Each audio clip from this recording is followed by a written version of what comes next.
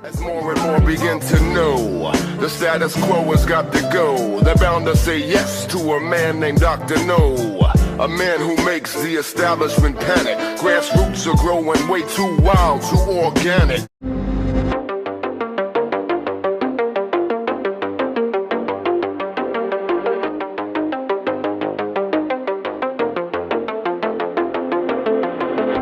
The U.S. has given Israel the green light to kill civilians in Rafah, despite public comments from U.S. officials calling for Israel to come up with a plan to protect civilians in the city, which is packed with an estimated 1.5 million Palestinians. So U.S. officials told Politico that the Biden administration was not planning any consequences for Israel if it went ahead with a major assault on Rafah, which would inevitably kill a large number of civilians. The Politico report said, quote, "No reprimand plans are in the works, meaning Israeli forces could enter the city and harm civilians without facing American consequences," end quote.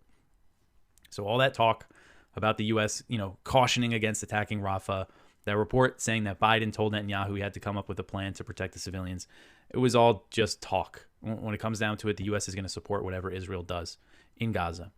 White House National Security Council spokesman John Kirby basically made that clear at a press conference on Monday. He was asked if the U.S. threatened to withhold aid to Israel, and he said, quote, "We're going to continue to support Israel, and we're going to continue to make sure that they have the tools and the capabilities to do that," end quote. So President Biden is also not reconsidering his full-throated support for the Israeli slaughter, despite these reports of him privately disparaging Netanyahu. I covered that yesterday. And Congress is also on board with continuing to support the mass killing of Palestinians. I'm always talking about the Biden administration, but it's important to point out how the majority of Congress is all in on this slaughter in Gaza. The Senate actually passed the $95 billion foreign military aid bill early Tuesday morning. I'll get into that I have a whole story about it, a few stories about it actually. And when it comes to the Democrats and Republicans, more Democrats supported that bill than Republicans, but that's because of the border dispute. When it comes to Israel, Republicans, virtually all Republicans support arming Israel, even as they're killing so many Palestinians in Gaza. There's more dissent on the Democrat side when it comes to Israel and Gaza. It's the opposite when it comes to Ukraine. And one important point to make about Rafah is that the pre-war population is 275,000. So that means the population has increased basically fivefold due to the Palestinians who have been displaced, from northern Gaza, from Khan Yunis now, from throughout Gaza. It's about more than half of Gaza's population is in this small city.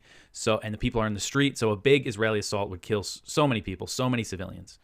So Israeli Prime Minister Benjamin Netanyahu rejected an outline for a potential hostage deal with Hamas that was drawn up by Israel's Mossad spy agency, the Shin Bet security agency, and the Israeli Defense Forces. So according to the Times of Israel, the proposal was put together by the head of Mossad, the head of Shin Bet, and Major General Nitzan Alan, who is an IDF officer in charge of intelligence efforts to find Israeli hostages in Gaza. So that's who drew up this outline, this proposal, and Netanyahu said no. And details of the outline are unclear, but it was likely a response to Hamas's recent counteroffer for a 135-day truce to facilitate the release of Israeli hostages and Palestinian prisoners and a permanent ceasefire. The proposal was discussed with Netanyahu several times, including during a preparatory meeting for hostage deal talks in Egypt that were held on Tuesday. And so these hostage deal talks in Egypt happened on Tuesday, and that was attended by Barnea, the head of Mossad, as well as William Burns, the head of the CIA, Qatar's prime minister, and Egyptian officials. And there was no breakthroughs, no deals were made, no agreements were really reached or anything. And the Times of Israel report said that Netanyahu declined to present this new outline that his top officials drew up for a hostage deal at these talks. And he told Barnea, who was representing Israel at the talks, to only listen and not put forward any new ideas. So Netanyahu showing that he has no interest in negotiations. And he publicly rejected Hamas's last offer and said total victory was the only option for Israel. And he's now preparing this invasion of Rafah. According to President Biden, the deal that's on the table that was discussed in Egypt would involve a 6-week truce, but it's unclear if Hamas is receptive to that idea. A Hamas official speaking to AFP signaled that the Palestinian group was still looking for a permanent ceasefire, saying that Hamas was awaiting the outcome of the Cairo talks and was open to discussing any initiative that achieves an end to the aggression and war. So they're still saying that they want a permanent end to this thing, which is really a non-starter for Netanyahu. This article is from Kyle Anzalone at the Libertarian Institute. A top Norwegian official warned that Ukraine was facing multiple challenges and Russia was getting stronger. The assessment was made as the U.S. and Europe look to commit over $100 billion to the Ukrainian war effort. And on the battlefield, Kiev is facing a shortage of soldiers and arms. So this is the head of Norway's military intelligence unit who said, quote, "In this war, Russia is currently in a stronger position than it was a year ago and is in the process of gaining the advantage. Russia could mobilize around 3 times more troops than Ukraine," end quote. And I know I've seen reports saying that Russia is, firing artillery at a rate of 10 to 1. And we've seen the, reports of the manpower shortages, battalions barely having any people in them and barely having any weapons, while Russia has really mobilized, and is going on more of like a war footing economy. And, Russia just is bigger, has more industrial capacity and more manpower. That's just the reality. Here's Gerald Celente with today's trends in the news.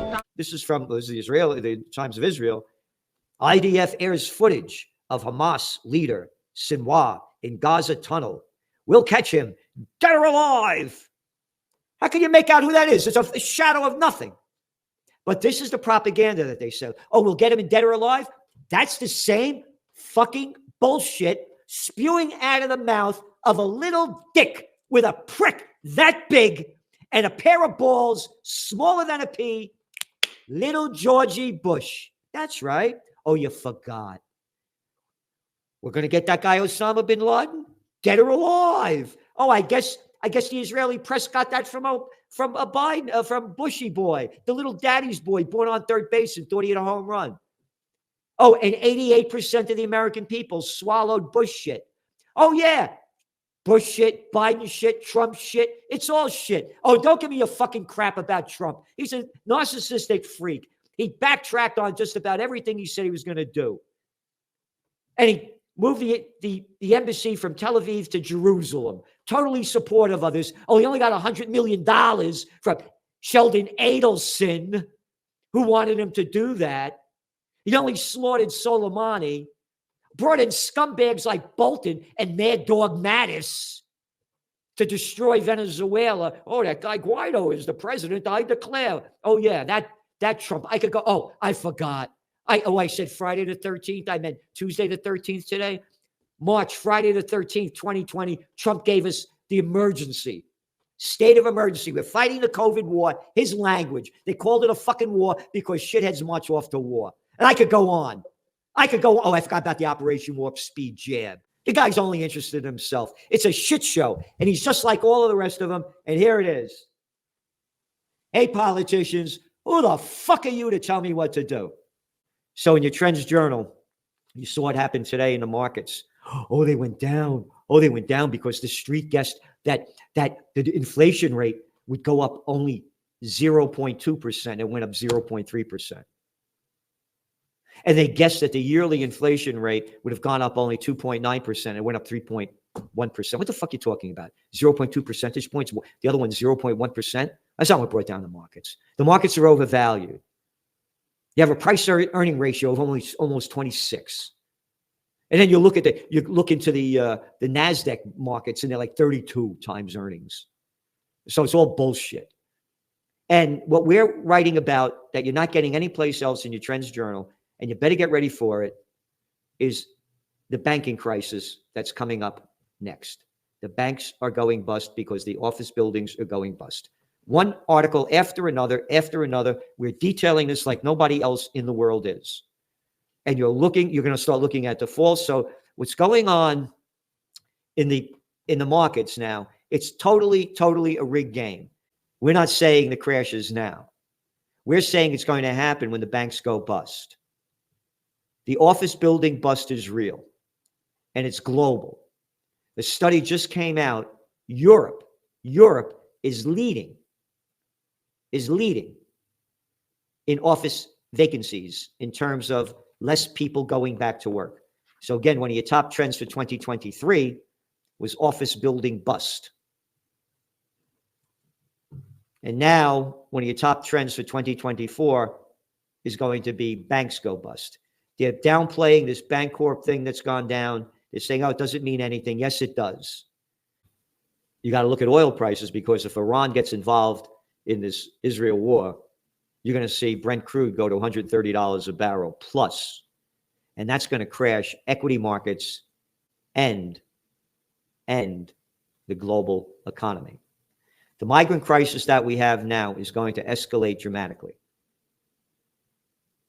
as the global economy declines, and it's in decline. Remember, it was only artificially propped up with cheap money, zero and negative interest rates, and governments pumping in trillions and trillions of dollars to fight the COVID war. And going back to the presidential reality show, people ask me, who's going to win, Biden or Trump? The people don't want either of them. And the way it looks now, it doesn't look like Biden's going to be there, because there's no way in the world that he'll be able to debate. The guy's out of his mind, don't have it, and he's lost it. So it looks like the word's out now that Michelle Obama will be there. And if she goes in, she could win. Can't stand the Obamas. He's a lying piece of shit. A lying piece of shit that sold himself as a peace candidate, and he became a piece of shit candidate. As soon as he got the Nobel Piece of Crap Prize, he had the Afghan troop surge. Oh, you forgot that one? Oh, with that other arrogant boy, Petraeus, betrayed us? Yeah. The Obama that Assad has to go and displaced over 5 million Syrians, destroyed Syria, turned it into crap.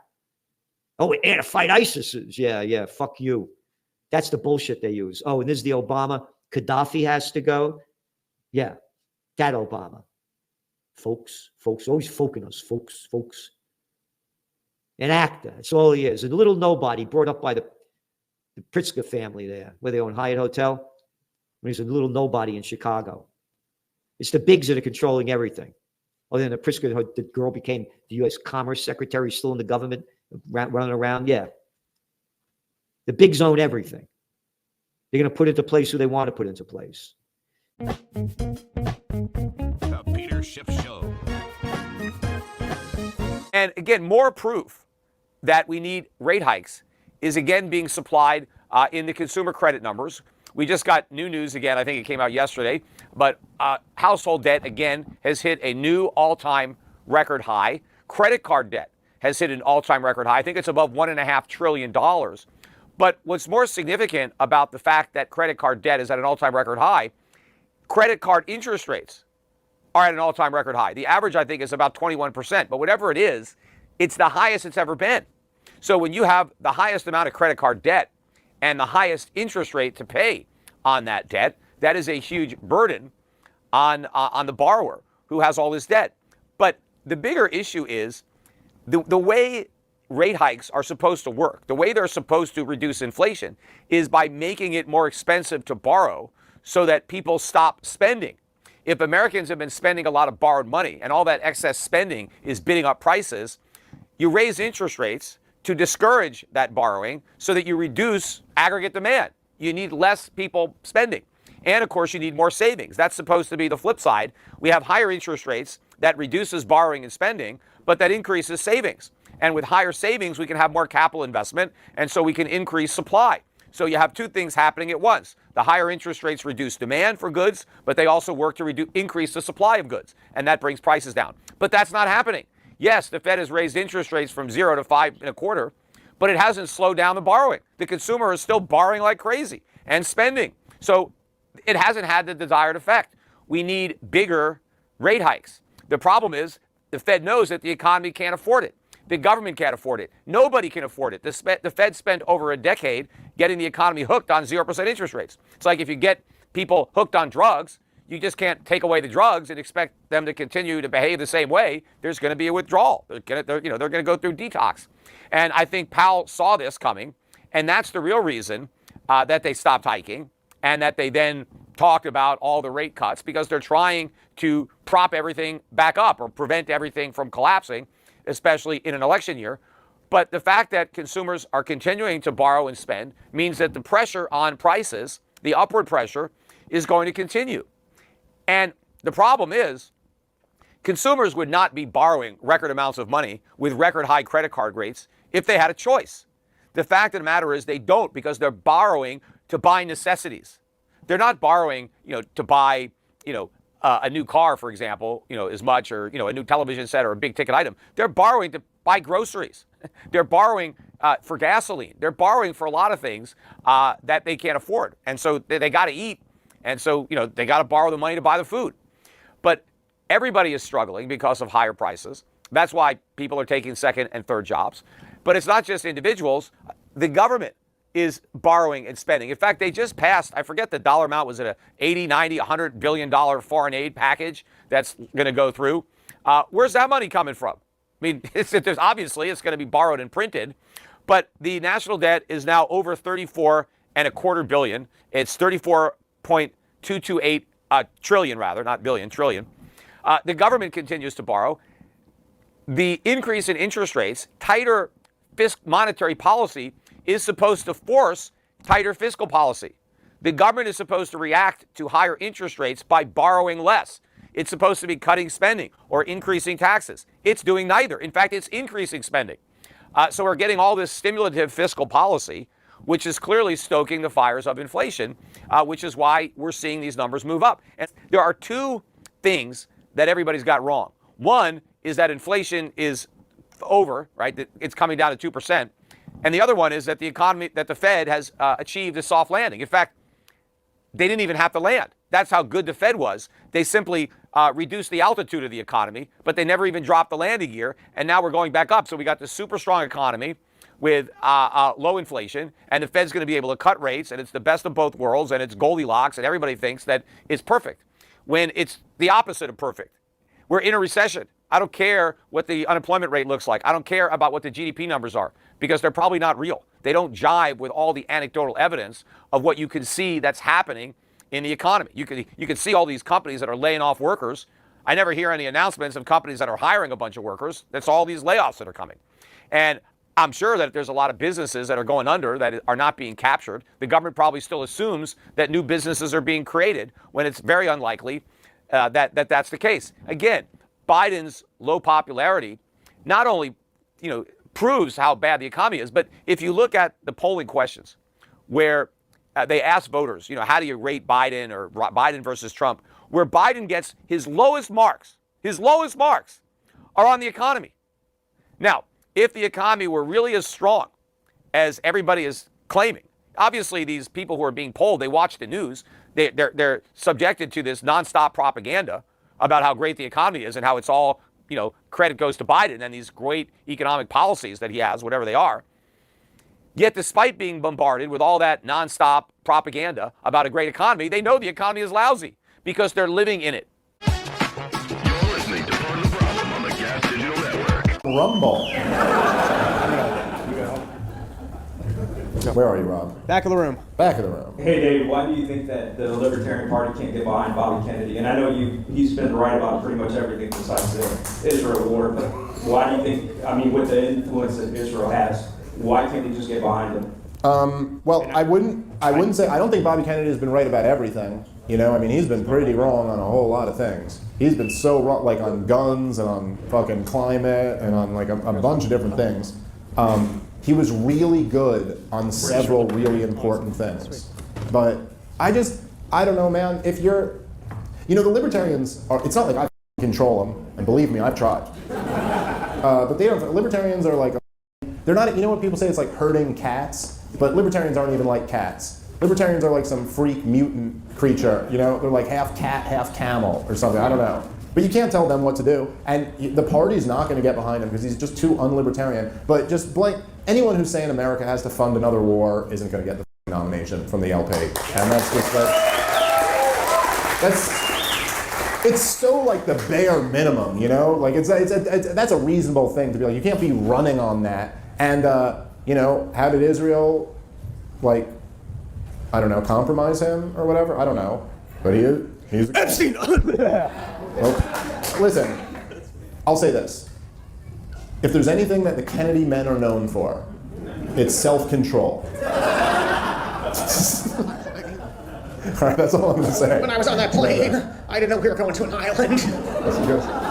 Here we are in Texas, right? We're Texas.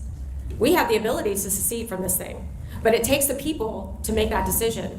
And it doesn't matter if you're here, you're in Louisiana, Mississippi, wherever you are, but you have to decide that, to your point, decide that you're not a slave. Decide to do the things that you have been domesticated to allow somebody else to do for you. So what would you say that we should all here do? What was that first step practically as a libertarian to start to do? Well, Jesus Christ. I just have this answer going in my head, and then I'm like, this is going to come off really sexist. No, you know what? It's just going to come off sexist. All right, let me say it. If you're talking about what is really the time to decide whether to secede or not, and I don't want this to come off the wrong way, but I know it will, I think that is a decision for men to make. And the reason I say that is because, look, let's just be real. That's going to be a war.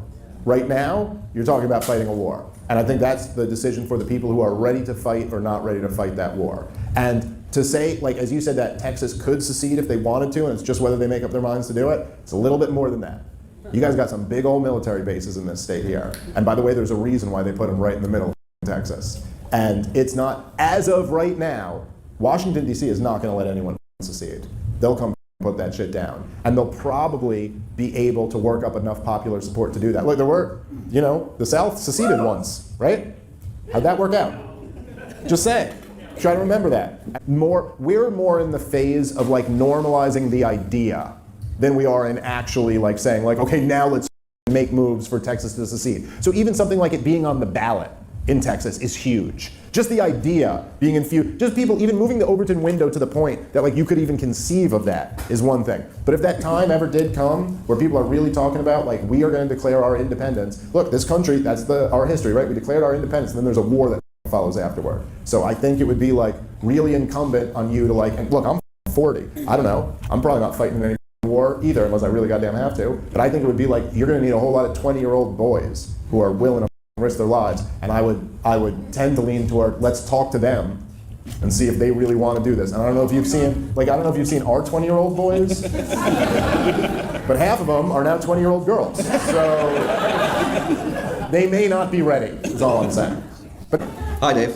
Hello. Am I looking even in the right direction over here? Sorry, the lights are all in. Oh yeah, there you go. All right, see, gotcha. Yeah, I just wanted to circle back to the Putin interview. Mm-hmm. One of the parts that I found very interesting was when Tucker Carlson seemingly made an attempt to get Putin to free a journalist. Yeah. So do you think that was like a legitimate attempt to do that, or just bullshit, or somewhere in between? I mean, I don't know. It seemed like pretty legitimate to me. So I thought, a lot of people were saying they were criticizing him before the interview, being like, I bet he doesn't even bring up this American journalist, but he did. And I don't know, I'll plead ignorance on this. I don't know enough about that actual story. But Tucker was kind of like, look, come on, he was just a kid, like, just let him go. And Putin was like, no, he was actually getting some classified information, and so, we kind of got him. I don't know what's right about that. But I did think it was, you had to at least, it's good for him to at least try. And he pushed on it. It was ballsy as hell. He went over to Russia and he said, hey, I got to ask this question and I got to ask it a second time. Listen, man, think about it. It's pretty ballsy that Tucker Carlson did that, dude. Like the whole thing. Forget even the ballsiness of anything being scared of Putin. Just like, dude, the European Union was seriously floating out, banning his like travel restrictions and like sanctioning him and all this shit. You know how many people this is not, look, the most powerful people in America did not want that interview to happen. Like he made enemies amongst like very powerful shadowy forces in America, and he went and did the interview because I think he thinks this war is really dangerous and Americans needed to hear the other side of the story. And then while he's there, he pressed Putin and asked him some tough questions. So who knows, maybe there's some conspiracy going on that I can't see all the depths of, but my initial surface level reaction to that is like, nah, it's pretty courageous that he went over and did that. And I thought it was cool that he asked about that guy. But I mean, it was a long shot. I don't think Putin was going to be like, all right, so get out of here, fuck, yeah, you got me. It was good. But it was good that he asked, I guess. I don't know.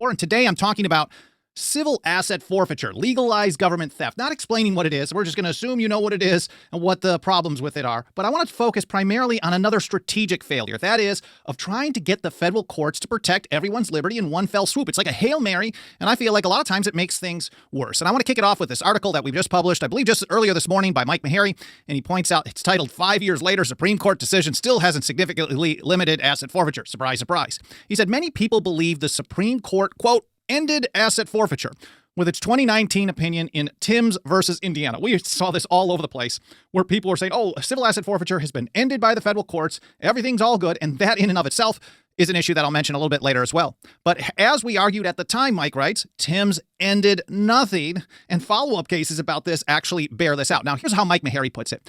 Thus, the Supreme Court's opinion obviously did not end asset forfeiture. It merely said that the states had to follow the excessive fines restrictions in the Eighth Amendment. And I think what happens in almost all of these situations, this is my view of it, and I should probably go into some more detail and provide some receipts on this, but the way I see how this generally plays out in many situations, when the federal government says all the states have to follow what the federal government tells them about not violating people's rights, what they do is they make it kind of a watered down version of it, like we see on the right to keep and bear arms and on surveillance. Well, you don't have an expectation of privacy, and then they all end up following this lower standard. They don't ever use it as a floor and really build upon that. Well, sometimes we've been pushing for that to happen, but what it creates is a lower standard for everybody. Maybe it's higher for some, but it's certainly lower for everyone else because they're saying, well, this is how the Supreme Court defined it, so let's roll with that. But in this situation, they didn't even touch whether or not this was excessive. This was going to be a decision for the state courts to make, and they could have made that right at the beginning and not had to gone through all these years of waiting in this process.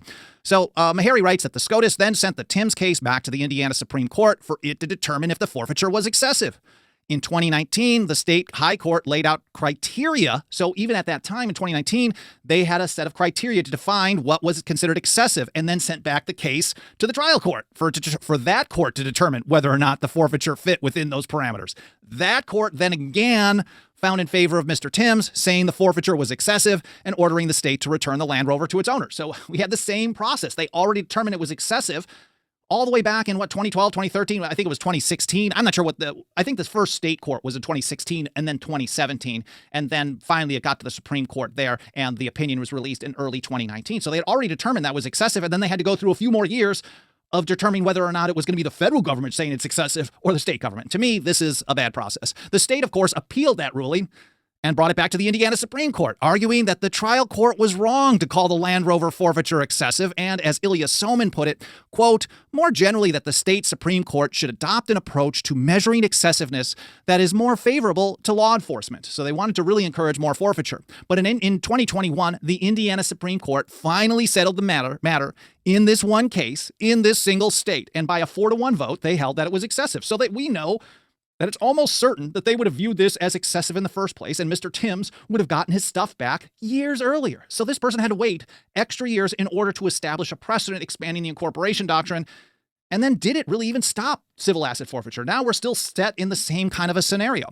It's clear the SCOTUS decision in the original Timms case did nothing to end forfeiture. It just further muddied the water and complicated the legal process. And I think this could have, like I said, this could have been resolved for Timms in his favor years earlier, because we know that all three of those Indiana state courts viewed this this forfeiture as excessive. And so the whole thing was really about that precedent. And I think it's possible that some people, because some people wrongly believe, and as you saw that example of Sarah earlier, we get this all the time. Like, why are you doing this? The Supreme Court already ended civil asset forfeiture. We hear it all the time. And because some people wrongly believe that the Supreme Court ended civil asset forfeiture, they no longer do anything to support efforts to restrict civil asset forfeiture on the state level. And then sometimes they even go out of their way to oppose those efforts, say, this is redundant. This has already been done. There's no need to pass this. This is a waste of time. And so that means in some ways, in practice, things actually might be worse because they took this approach to expand the incorporation doctrine and use the federal government to protect people from something that the state constitution already said they couldn't do. Now, maybe I go a little bit over the top on this, because I think it's a terrible strategy to go to the federal courts to protect you from the states, because most of the stuff that they do comes from the federal government anyways. But I do agree with Mike Meharry here. He says this underscores an important reality. We cannot rely on federal courts to protect people from these abusive and unconstitutional asset forfeiture processes. The only way to do that is to reform and eliminate state asset forfeiture laws and opt the states out of the civil asset forfeiture program from the federal government. Equitable sharing. Opt the states out of a federal program that allows them to bypass more stringent state laws by passing cases off to the feds.